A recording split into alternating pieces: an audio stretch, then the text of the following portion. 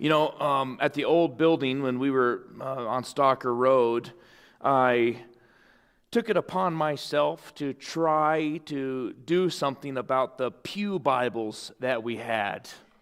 And we had these old red New King James pew Bibles. Maybe you remember them, and they were falling apart. And so I figured, well, I'm going to fix these. And so I bought some glue for bookbinding, and I went to work on trying to re-glue some of these Bibles back together, and I needed something to press, the spine and the covers back on many of these Bibles that were falling apart, and I couldn't find anything like that in the church. And so I went into the youth room, and I figured maybe I'll use the foosball table. And I thought, that's a great idea. And so I would put glue on these Calvary Bibles, and I would use the legs of the foosball table in the youth room to kind of put some weight on it. And that was all great and fine until Pastor Mike called me into his office. And he said, I need to talk to you. I said, what's going on? And he said, Joe, you can't use our pew Bibles to prop up the foosball table in the youth room. And I said, no, Mike, I'm trying to fix them. And he said, oh, he said, somebody came and said, really? You're using the Bibles for your youth room? But I wanted to talk tonight about misunderstanding. Because that happens, and this is what we're looking at. Misunderstanding is a failure to accurately comprehend a situation. It happens really without ill intention. You might not have ill intent. You might not have harm in your heart against someone, but you can fail to comprehend a situation, and that's a misunderstanding. You might fail to accurately comprehend instruction, and that could be a misunderstanding. I did what you told me to do. No, you didn't. There's a misunderstanding. That happens all the time with parenting, and there's misunderstanding there. And maybe it's even a remark. Something is said, and you took it wrong. That happens in marriage. Well, it hurt my feelings when you said this. What? I didn't say that. Well, that's how I heard it. It was a misunderstanding. And maybe it seems like a little thing, and maybe even a funny thing at first, but we need to understand that a misunderstanding can actually be detrimental. A misunderstanding could actually become a very big deal. And sadly, the enemy will use a misunderstanding to harm a marriage, to destroy relationships, to hurt a church, to separate friends. And no doubt you've experienced this to some degree. Maybe you've been misunderstood, and maybe you tried to make it right and it didn't work, or maybe vice versa. You misunderstood something somebody did. And it happens. It happens. The truth is, you will be misunderstood, and you will misunderstand. It's going to happen. How can we be so sure? Well, we're imperfect. You don't see the situations. You don't see the thoughts. You don't see the intentions of the heart. I'm sure this will happen to you. And it will happen until we are glorified in heaven with Jesus because of our finite flesh. So here's what we need to do. If it's inevitable, if you're going to be misunderstood, and if it's inevitable that you will also misunderstand someone, then what we need to understand is, how do we deal with it biblically? How do we deal with misunderstanding biblically? Not the way you want to deal with it, not the way our world deals with it.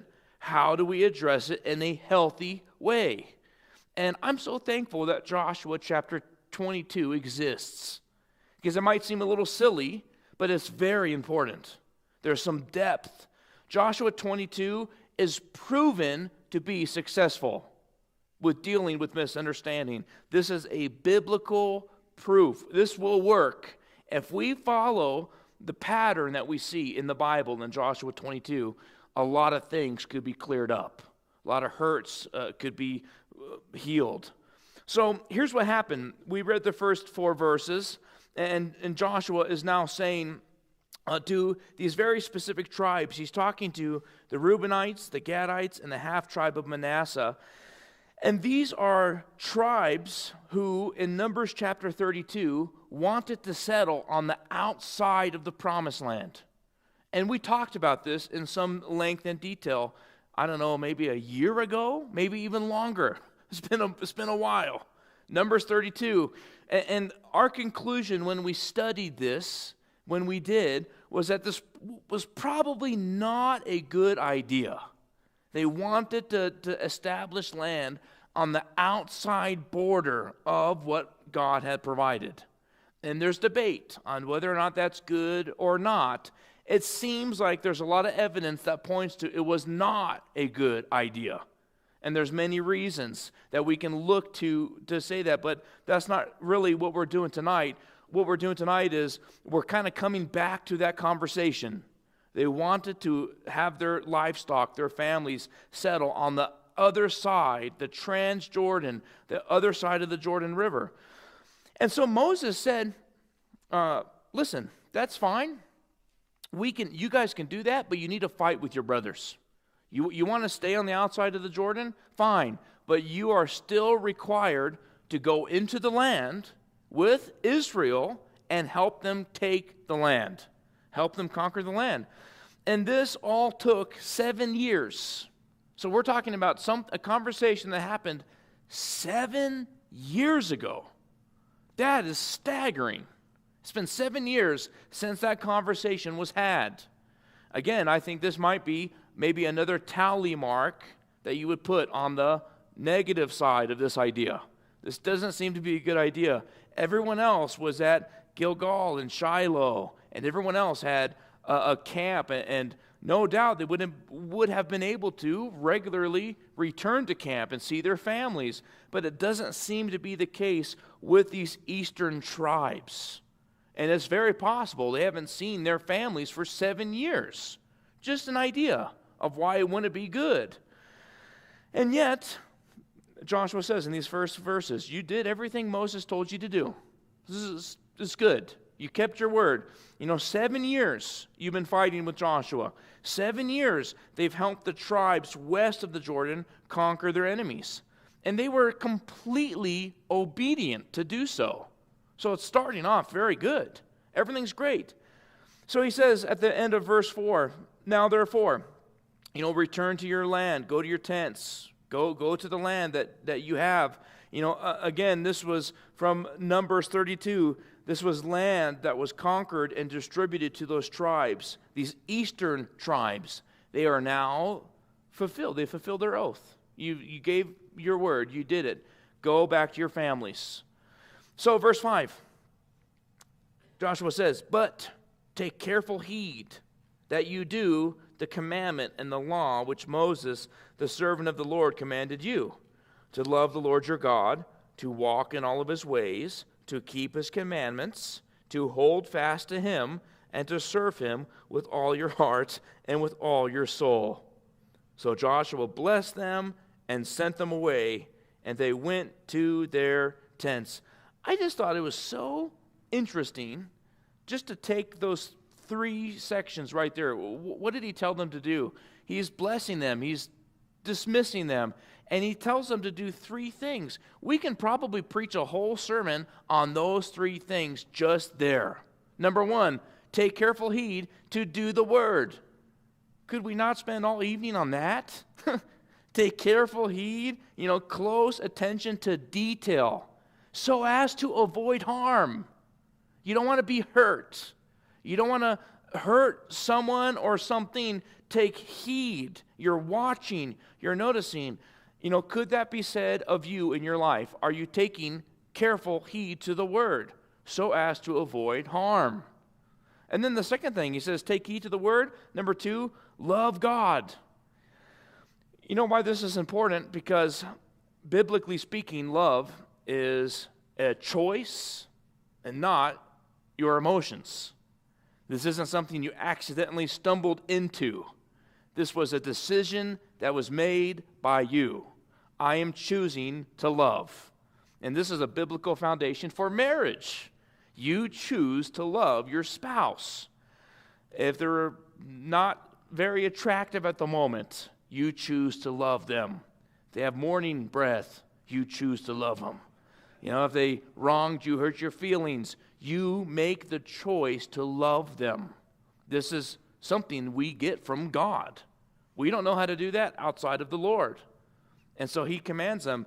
Remember, there's intention on loving God. It might even be said this: there is a push behind this. You're pushing this. There's so much weight and effort. It will never happen by accident. You're pushing this. You make that decision to love. So the first thing he says, take heed to the word. Number 2, love God. And then that third point in that section, walk and keep his word. Walk and keep his word.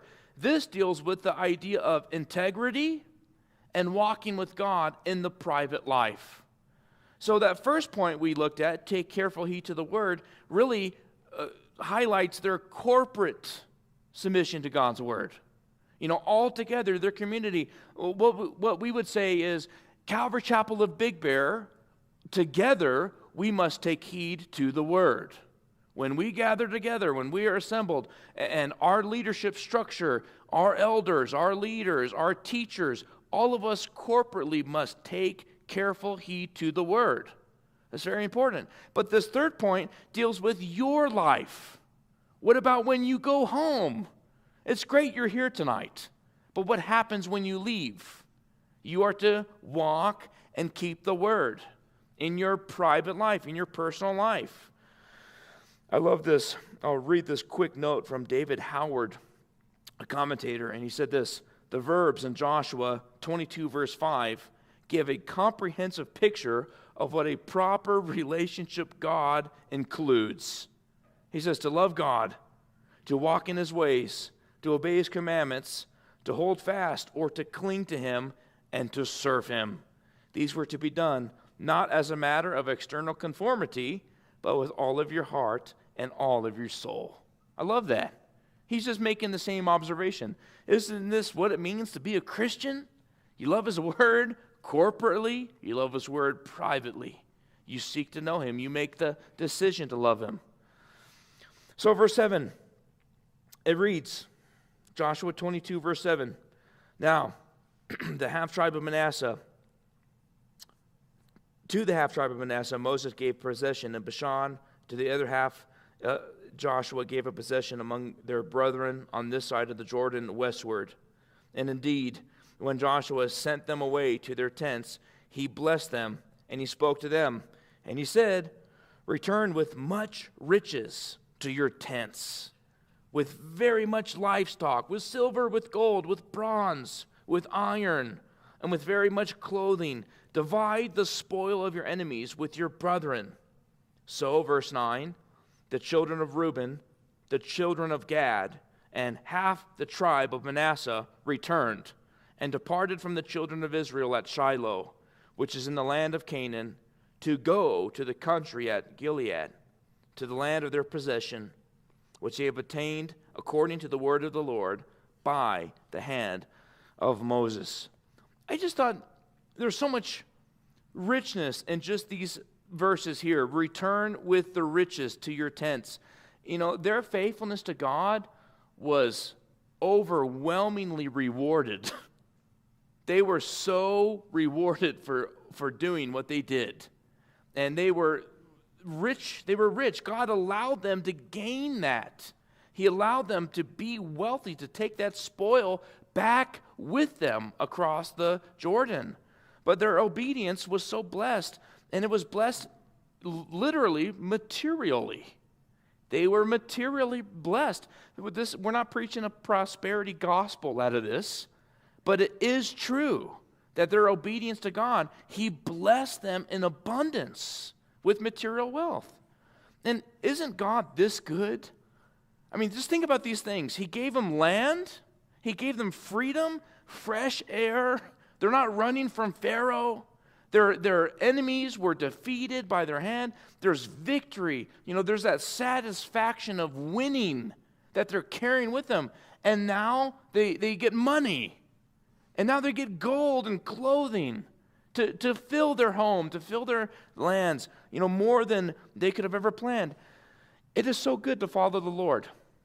It is so good to follow God. It is rewarding to follow the Lord. Not that we follow him for those things, but he is such a merciful and gracious Father, and he blesses his children. It is a peaceful thing to follow God. There's peace, there's wealth, there's an abundance, there's refreshment in the Lord. And we see all of that right there in the text. So verse 10, when they came to the region of the Jordan, which is in the land of Canaan, the children of Reuben, the children of Gad, and half the tribe of Manasseh, here we go, they built an altar there by the Jordan, a great and impressive altar. What is going on with this? It's already weird. Why are you building an altar here, folks? It literally says before they cross back over into the Jordan, verse 10. These soldiers that were returning home from these tribes, they built this great and impressive altar near the Jordan River. And this is an immediate concern. This is a concern. It was a concern to the tribes of Israel, and we also see that. We see that.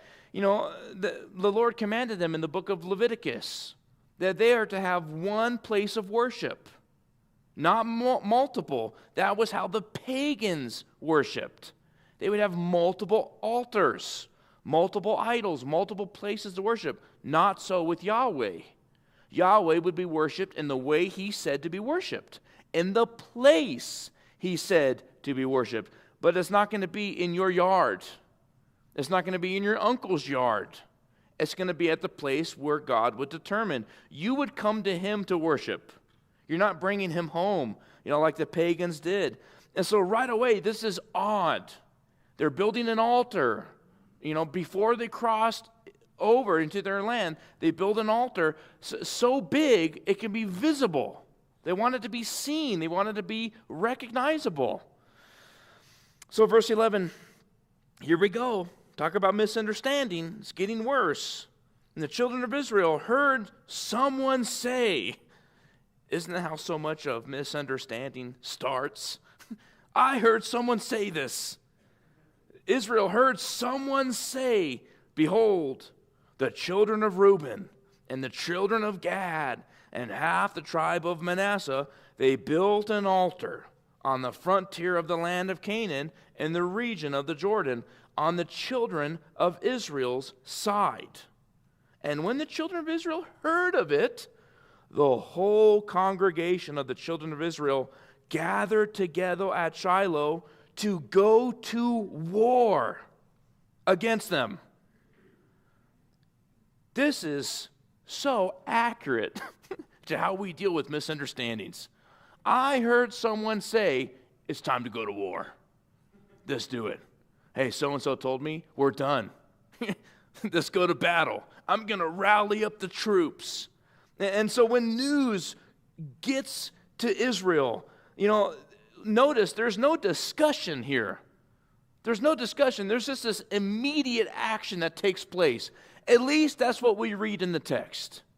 That's what we see right there on the page, is that there's just this reaction. It really seems to read just like that. There's a reaction to this.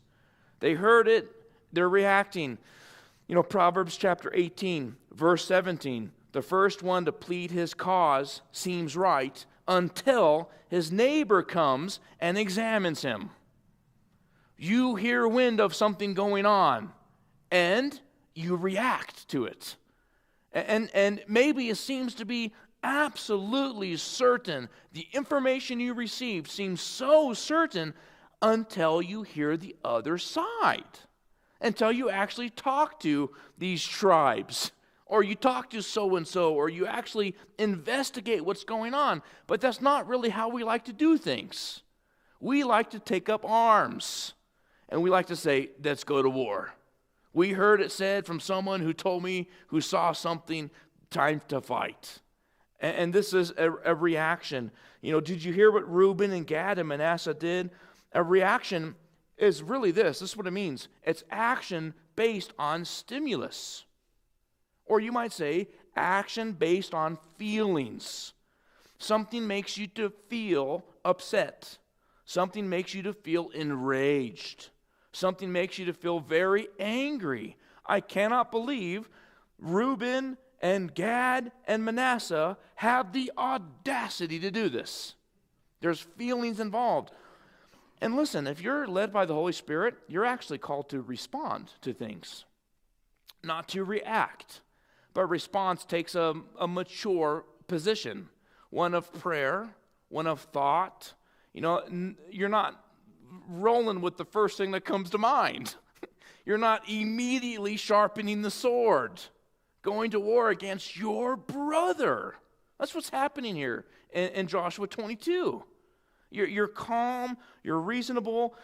James chapter 1 verse 19 says, "My beloved brethren, let every man be swift to hear, slow to speak, and slow to wrath." There's a Spirit-led response that's appropriate here. And let this be your life, that you are not one of reaction, but someone who responds, that you're careful to examine, you give pause.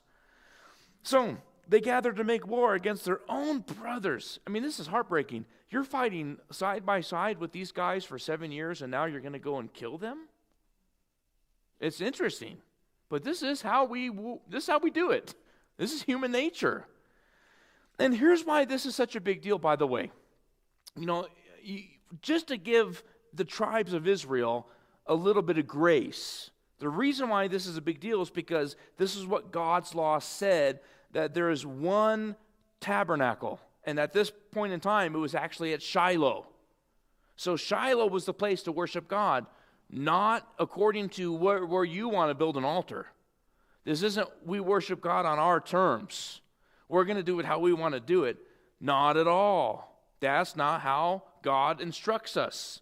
He gives us the clear command. He gives us the instruction. Here's where you will worship me, at Shiloh.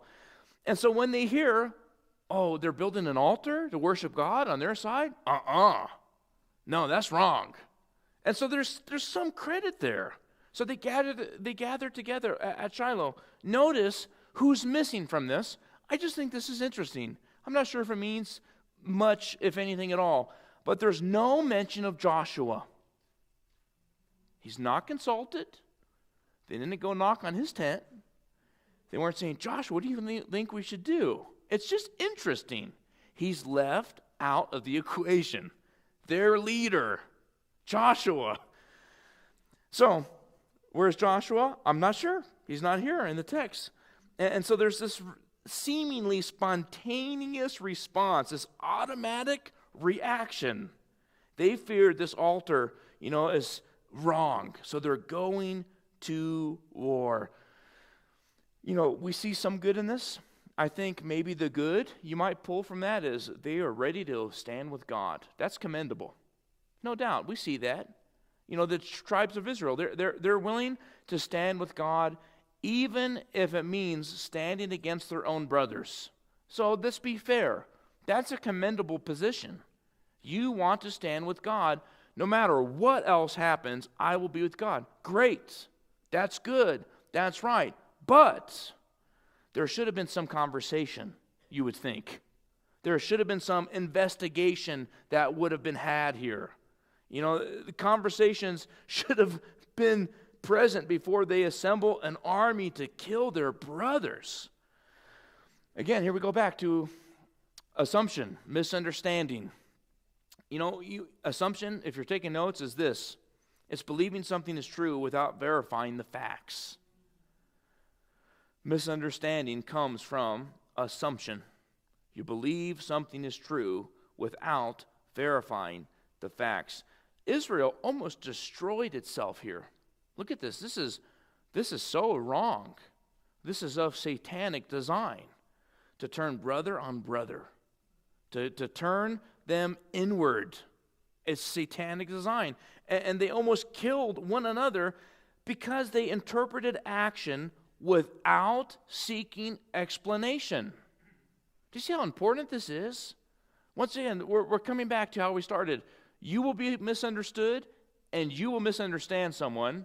So just take care that you're slow moving here, that you are not interpreting actions without seeking explanations.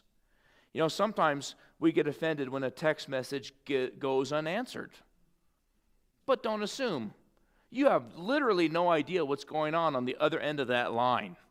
You know, maybe they're in a tornado. Maybe they're at work. Maybe they're doing, and we get quickly offended. Why isn't so-and-so answering my text? Why is my husband always so willing to talk to everybody else? He won't call me back. Why is my wife? You name it. It's silly, but these things matter to us, don't they? They add up really quick. You know, a church member leaves quickly after service, and you're thinking, what's that guy's problem?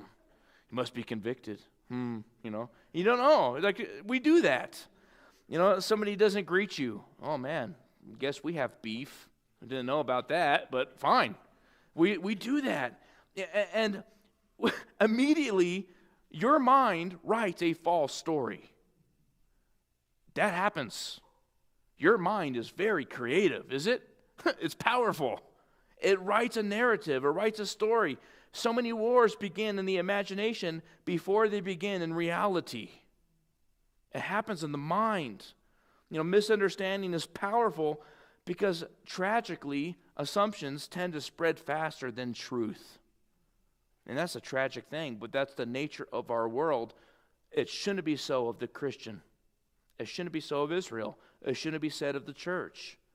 So again, Israel, give them some credit. They're right to care about holiness. They were wrong to rush toward destruction. That was the fault. You know, before any conversations had, let's go and kill them. Whoa, wait a minute. Let's talk. And here's some application. And listen, we learned this the hard way. You probably learned this the hard way. I learned this the hard way. And guess what? You're still learning.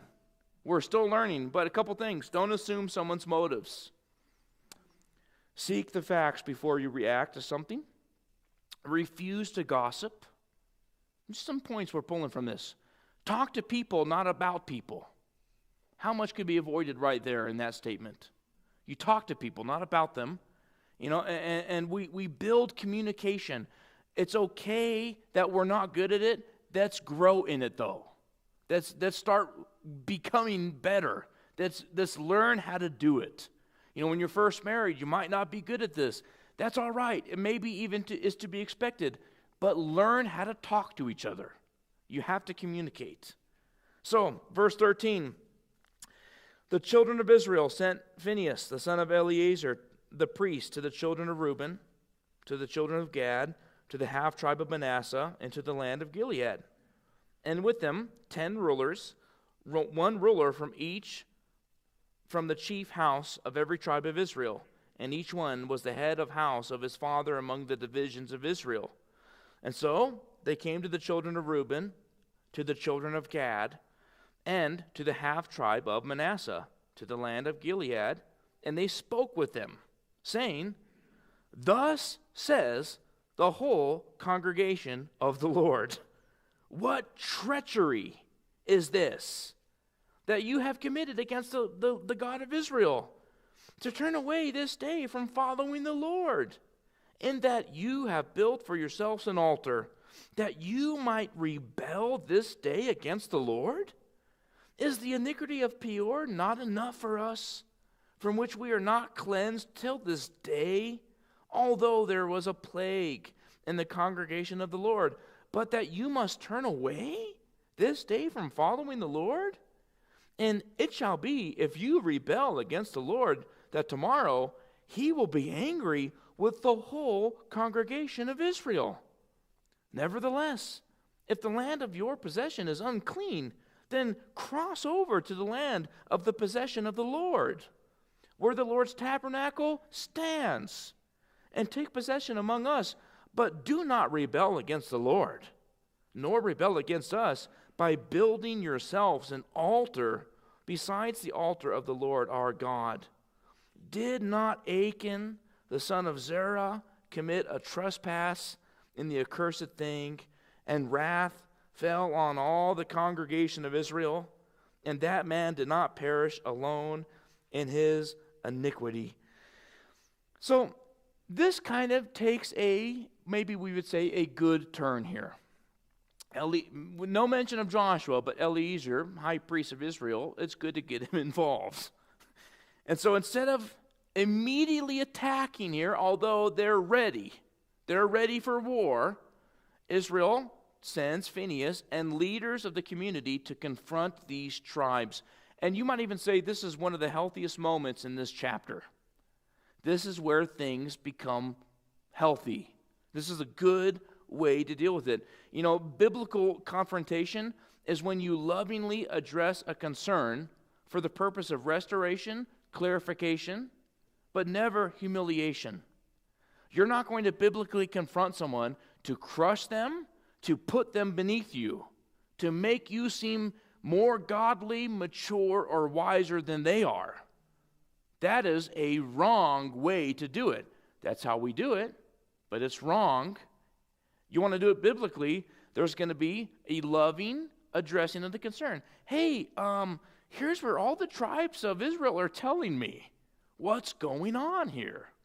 It's interesting to read in the book of 1 Corinthians, Paul says, I have heard it said from those of Chloe's household. You know, he's citing the source. This is what they told me. Is this true? If it is, how wrong it is. There's some biblical pattern there to be followed. Eliezer does that very same thing. Here's the cited source. Is it true? And he's not trying to crush them. You know, and again, this is something that we tend to learn the hard way. But let's look at God's word. Let's follow the word of God. It's so important. So Eliezer says, here's what I heard. What are you doing?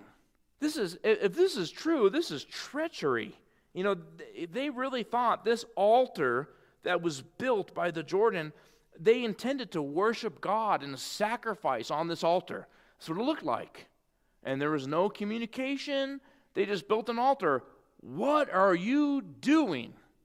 Why are you doing this? Leviticus chapter 17 is where we read that God would command for one place of sacrifice. Leviticus 17. So Eliezer is saying, hey, let's go back to the word. Why are you out of the word? God said to do this in Leviticus 17. You are not permitted to worship God in any way that you want to worship God. Why did you build this altar? And then notice this, maybe you did. But Eliezer, the high priest, he cites the iniquity of Peor. What is that? Well, this is very interesting. The iniquity of Peor, this was something that he is directly tied to. You know, this priest is directly tied to this. He reminded these eastern tribes of Israel, they were punished for rebellion against God, and he uses the iniquity of Peor as this example, as this very example. Because here's what happened. Verse 13, you know, Phinehas, I keep saying Eliezer. We're talking about Phinehas. Phinehas was the one who solved this curse. So if you remember at Peor, Israel's men were having sex with Moabite prostitutes. And this was a very bad thing. The men of Israel were giving themselves over to the worship of the Moabite gods. And so Phinehas, this now high priest, he solves this problem because in Numbers 25, God sends a plague. The plague kills 24,000 people because of their sexual relations with these prostitutes. And it is Phinehas that stops the plague. He takes a spear and he goes into a tent where there's a son of God, an Israelite man, sleeping with one of these prostitutes, and Phinehas spears them both to the ground. It's very graphic.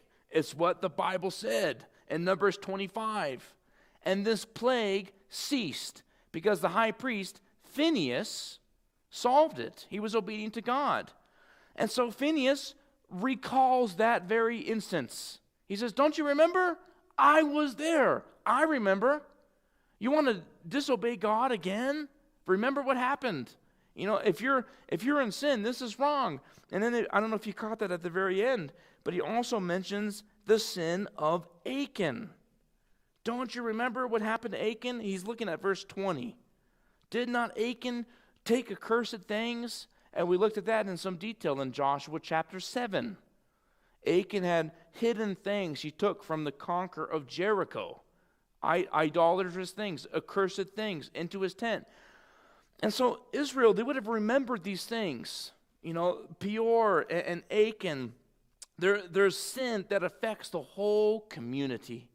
That's what they're going after. This is what Phinehas is building his argument on. Are you going to sin and affect all of us? Really, again? We haven't learned? You're going to build this altar here. It's going to affect everybody. And again, I say all of this from Phinehas that we just read is actually good things. These are good things. He's addressing the issue.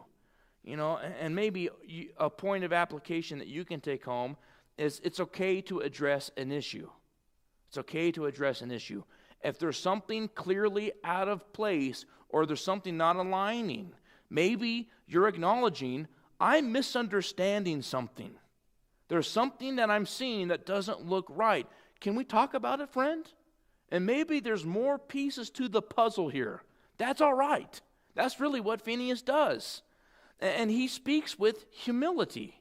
He even says to them, listen, if your land is messed up, come to the promised land. If you want to worship God, worship Yahweh the way he said to be worshiped, on our side at Shiloh. And so he's making peace, and he's speaking the truth with humility, and he's asking hard questions. All of that is permissible. You can do those things. But I say copy his attitude of humility.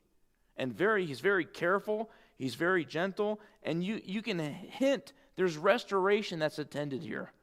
You don't hear from Phinehas that he's ready to go to war, but he's looking for restoration. He's looking for love.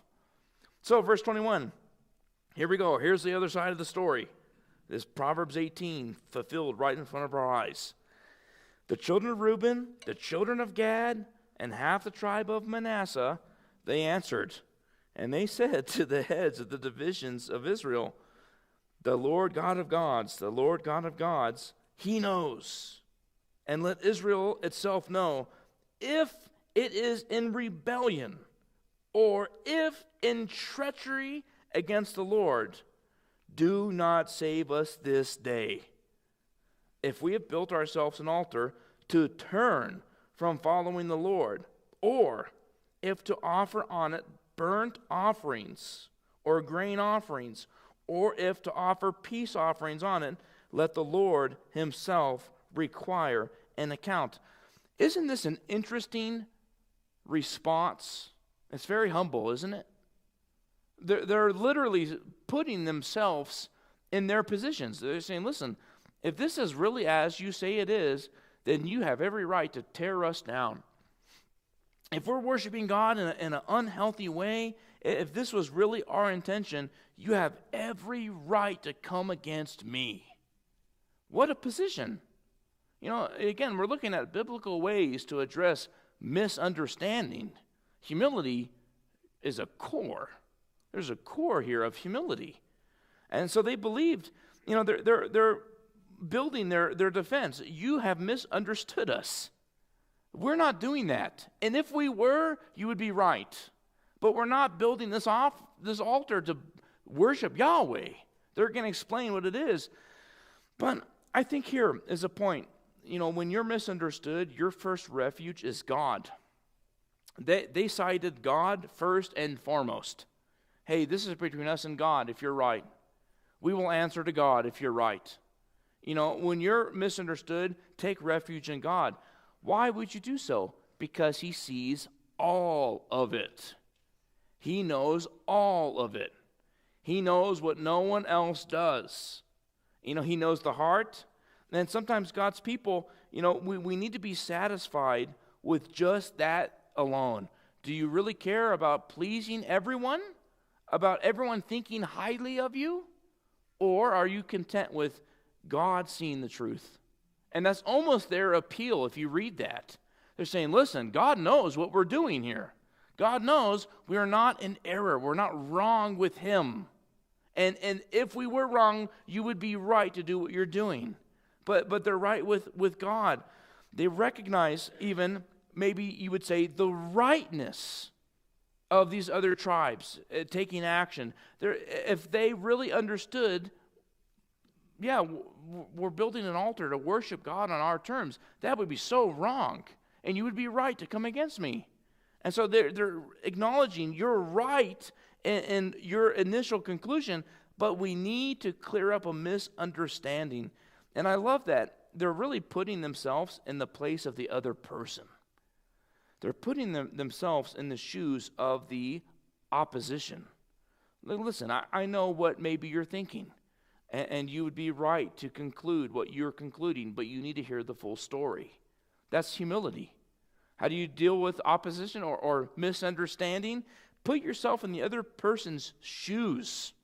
Try to see things through their eyes. Try to follow the narrative according to them so that you can, in humility, respond the way they responded. Here's a verse to be memorized. Proverbs 15:1. A soft answer turns away wrath, but a harsh word stirs up anger. Are you just there to stir things up again? Or in humility, will you respond in a soft way? It turns away wrath. Their answer was very soft. It's humble. It was understanding. What a good example. Misunderstanding, there's a biblical way to do this. So, verse 24, it says this, but in fact, we have done it for fear, for a reason, saying, in time to come, your descendants may speak to our descendants, saying, what do you have to do with the Lord God of Israel? For the Lord has made the Jordan a border between you and us. You, children of Reuben and children of Gad, you have no part in the Lord. This is their fear that might be said in the future. So it continues in verse 25. Your descendants would make our descendants cease fearing the Lord. Therefore we said, let us now prepare to build ourselves an altar, not for burnt offering. Very important, verse 26. Nor for sacrifice, but instead, verse 27, that it may be a witness between you and us and our generations after us, that we may perform the service of the Lord before Him with our burnt offerings, with our sacrifices, and with our peace offerings, that your descendants may not say to our descendants in time to come, you have no part in the Lord. Therefore we said, it will be, when they say this to us or to our generations in time to come, that we may say, here is a replica of the altar of the Lord which our fathers made, though not for burnt offerings, nor for sacrifices, but it is a witness between you and us. Far be it from us that we should rebel against the Lord and turn from following the Lord this day to build an altar for burnt offerings, for grain offerings, or for sacrifices, besides the altar of the Lord our God, which is before His tabernacle. Look at that. You want the other side of the story? There it is. They explain why they came to that conclusion. It's so important to have a conversation, to come to the table together. Here's what's going on here. They recognized, because they were settling on the other side of the Jordan, what a great distance there was from Shiloh. What a distance there would have been from the tabernacle. And then they cited the Jordan River as a natural barrier between them and Israel. So they said, listen, we did this just to be a memorial to us, not so we would worship God in our own pagan way, but that we would look at this altar and remember we belong to Yahweh, and we will travel to Shiloh to worship Him on that altar, not on ours, but on Yahweh's. So they built this impressive altar. so that it would last to future generations. And their intention here, whether it was a good idea or not, that's not really the point here. Their intention was, this will be a sign to future generations on both sides of the Jordan. Our people on our side, we will understand, look, we belong to Israel. Just because we're on the other side of the promised land border doesn't mean we're excluded. We belong to them. And then they also said, this is for your side, that your descendants, your future generations, don't cut off our grandchildren. That was their idea. So they make this replica. They explain this big, impressive replica. And so here we go, verse 30. Now when Phinehas, the priest, and when the rulers of the congregation and the heads of the divisions of Israel who were with him, when they heard the words that the children of Reuben, the children of Gad, and the children of Manasseh spoke, it pleased them. Then Phinehas, the son of Eleazar the priest, said to the children of Reuben, the children of Gad, and the children of Manasseh, this day we perceive that the Lord is among us, because you have not committed this treachery against the Lord. Now you have delivered the children of Israel out of the hand of the Lord. And Phinehas, the son of Eleazar the priest, the rulers, they turned from the children of Reuben and the children of Gad, from the land of Gilead to the land of Canaan, to the children of Israel, and they brought back word to them. So this thing pleased the children of Israel, and the children of Israel blessed God, and they spoke no more of going out against them in battle to destroy the land where the children of Reuben and Gad dwelt. The children of Reuben and the children of Gad called the altar Witness, for it is a witness between us that the Lord is God. What a chapter. There's a biblical way to deal with misunderstanding. So here's a couple of points that we need to pull from this. You know, Phinehas put himself in the place of the eastern tribe. The eastern tribe put themselves in the place of Israel. That's fair. That's right. See the other side. See the perspective.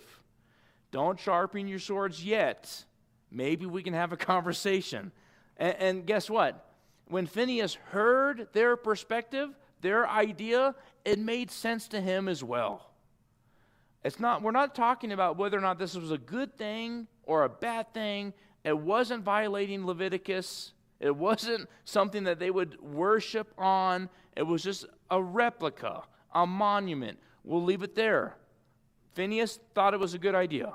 They thought it was a good idea. The explanation brought peace, and everybody went home with peace in their hearts. Psalm 133, verse 1.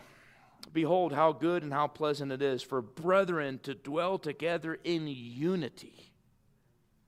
That is God's will for us. For them, but for us. How good, how pleasant for brethren to dwell together in unity. There is a biblical way to address misunderstanding, to address confrontation. And listen, we need to respond in these same ways.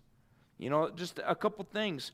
It's right and okay for you to have a concern. That's not what we're trying to exclude here. You can have concerns. You can have maybe a misunderstanding, if you would, and you can word it that way. Hey, friend, sister, brother, I think I'm seeing something wrong here. Can we talk about something that came up? There's some clarity that needs to be had. That is perfectly okay. That can happen. You know, and it's also right to be concerned for God's holiness. Like, hey, I'm looking at the Word. I have some questions. Can we get coffee? I want to look together at the Word and see if we can, reconcile something here. I think it's okay to have directness. Here's what the tribes of Israel told me. Or you look at Paul's example. Here's what the household of Chloe said to me regarding you. Can we clear that up? There's directness there. That's all right.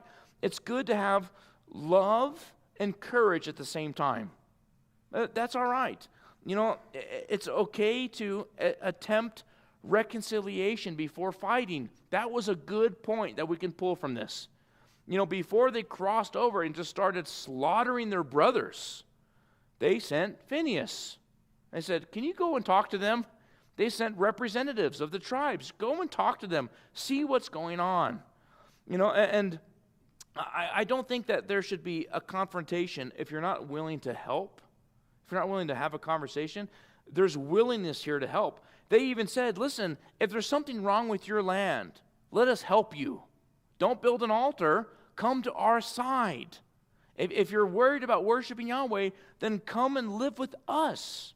There's even, you might even say, a solution presented. That's a biblical way to deal with this. You bring help. You bring a solution. It's also good for you to see the perspective of the other person. Both sides did that. Phinehas is trying to say, what are you doing here? Let me ask a question. They also put themselves in Israel's shoes. What a good conversation was had. And they decided this was what is best for one another. They're looking after each other's well-being. So, a couple things. After hearing the explanation, the leaders rejoiced and peace is restored. That should be the goal. Biblical misunderstanding. How can we confront it? Well, there should be rejoicing and peace when restoration is had. There shouldn't be war. There shouldn't be division. There shouldn't be bloodshed. That's of the flesh. That's of sinful nature. And all of this happened because they were willing to listen to each other. What a big point just right then and there. Would you just listen? Would you try to see the other side? Would you come up with a solution for both parties? Biblical unity is harmony built on biblical truth, humility, and grace. I love that definition. Biblical unity is harmony built on truth, humility, and grace. Let's seek the situation out together. Let's come to terms with one another. This isn't fake peace, not at all. This isn't fake compromise, nor is it silent.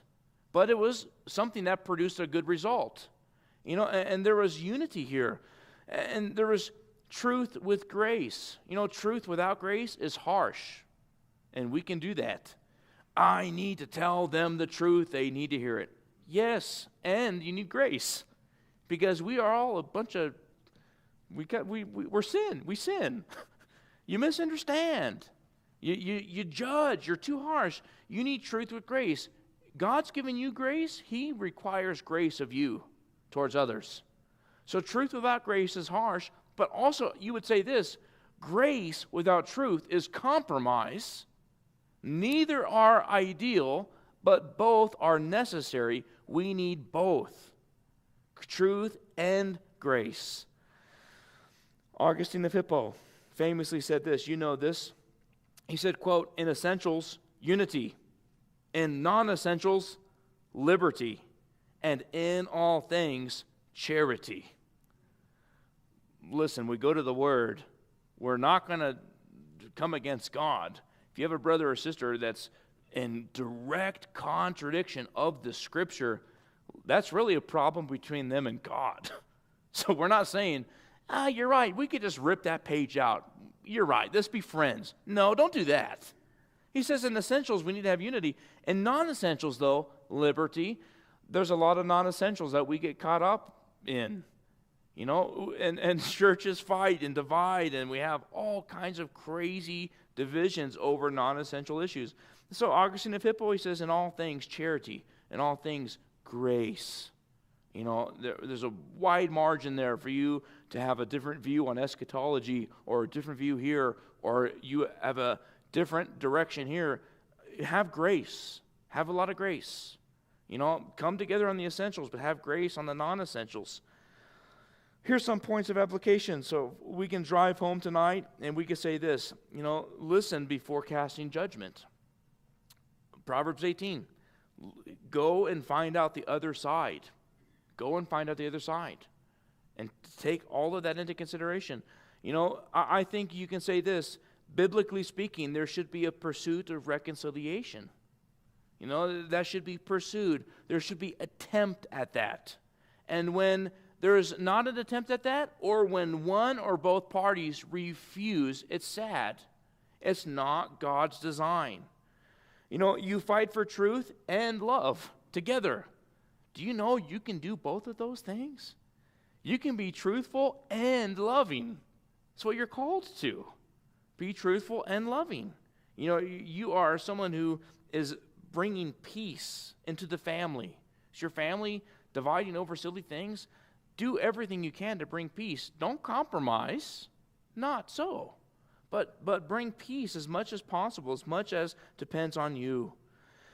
And here's what I'll say too, because sometimes, I might even say this, often it doesn't go this way.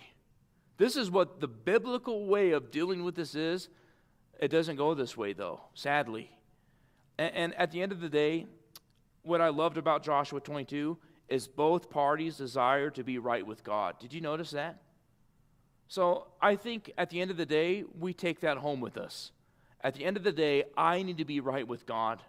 If everyone disagrees with me, I want to be right with God. If we can't come to terms, I want to be right with God. If there will not be apologies made, I want to be right with God. My big brother and my pastor too, Pastor Grant Barney, he always says this to us. You love God, you love people, and you tell the truth. And he always said that. He said, when you're dealing with conflict,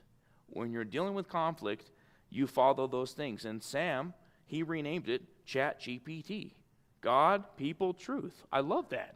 It's easy to remember.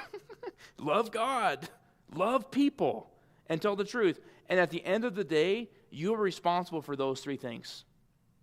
If you loved God, if you loved the person that's sitting across from the table and you're telling the truth, listen, you should be able to sleep at night. Take comfort there that you did those things. You are right with God in that sense. You have peace with God. If nobody believes you, you have to be right with God. He is the end all. He sees the full thing. And I want to close with this, Romans 14:4. Who are you to judge another servant? To his own master he stands or falls. Indeed, he will be made to stand, for God is able to make him stand. At the end of the day, you go through the format, you try to apply it, and it doesn't work. You just need to be right with the Lord. You trust God. You answer to him. He is the boss. He is the end all. And you can sleep at night knowing I've done everything I could according to what my Lord told me to do. You leave it with him. He will work it all out. If they belong to him, guess what? They answer to him. He will make them stand. He will heal. He will bring whatever needs to be brought into their life. He'll do it. But you need to trust in the Lord. What a blessing.